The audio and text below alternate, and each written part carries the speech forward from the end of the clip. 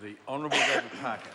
Mr Chairman, I want to start by talking about the language that's been used in respect of the program for the government around housing that is referred to in the estimates. We've had this week this controversy in the House where the government turns up and says it's a comprehensive plan. That's been the language. They've obviously been out focus grouping the language that they ought to be used. Crosby Texas come back with the word comprehensive and they've used it. No, the minister shakes his head. Well, it's got to the silly stage that they've even got a video titled Comprehensive Housing Plan on the National Party website now, and in every question and every answer, by rote, they're repeating the answer, and it looks foolish, which is why the rest of the House is laughing at the national government when they pretend that they have a comprehensive plan.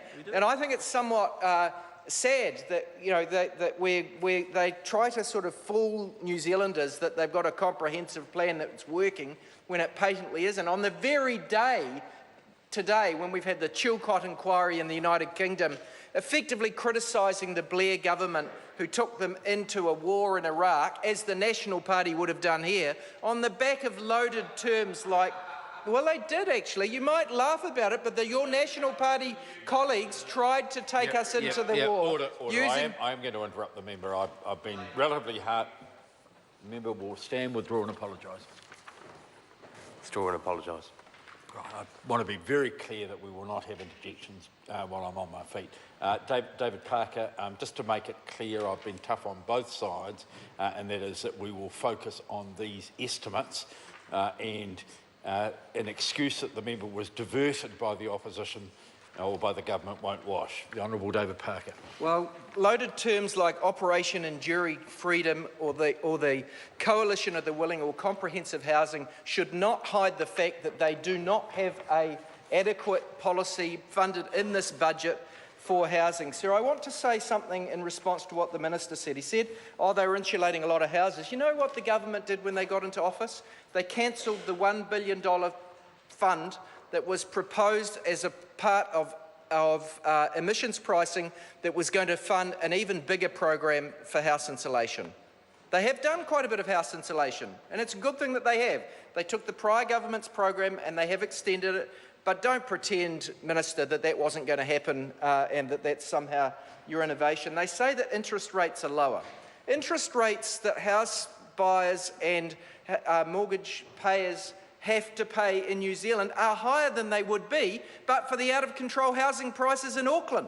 Yes, interest rates around the world are lower than they were a decade ago, but they would be lower still in New Zealand, and we'd be closer to international averages if house prices weren't so high, which is one of the reasons why the Reserve Bank keeps interest rates higher than they otherwise would. In respect of earthquake issues, and the housing issues there. You know, when the earthquake struck, the Minister just made reference to the fact that there's challenges getting enough staff in the building and construction area. When the earthquake struck, Phil Goff and the Labor Party were out of the block saying, first thing you should do is train more people. The government didn't. No, the government did not. You waited 2 years before you made any substantial start on training more workforce. Minister, you sat on your hands for years before you did anything about that, and as a consequence, we're reliant on more imported labour. You know, there's nothing in these estimates about the housing problems that we've got in the provinces. You know, some parts of the provinces, we've got needs for urban renewal. We're sick of hearing in the provinces that all of the problems lie in Auckland.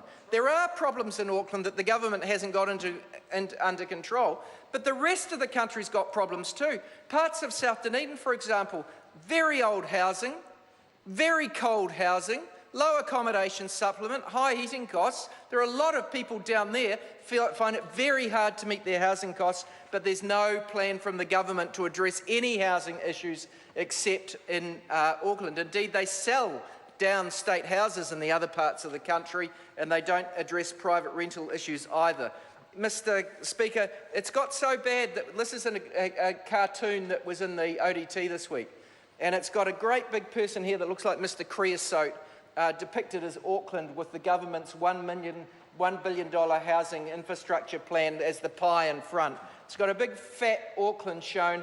and it says, I'll let Tauranga, Hamilton and Christchurch and Queenstown lick the plate, and then the rest of the country's got a plate thrown at them in the face. And that's how the pie's distributed, they say. And that's how the rest of New Zealand feels as a consequence of what the government's got going wrong in housing policy in Auckland.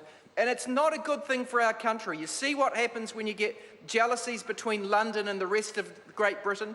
You get Brexit. You get people outside of London voting against. So those sentiments are being born in New Zealand out of the government's poor housing policy. Sumaroon.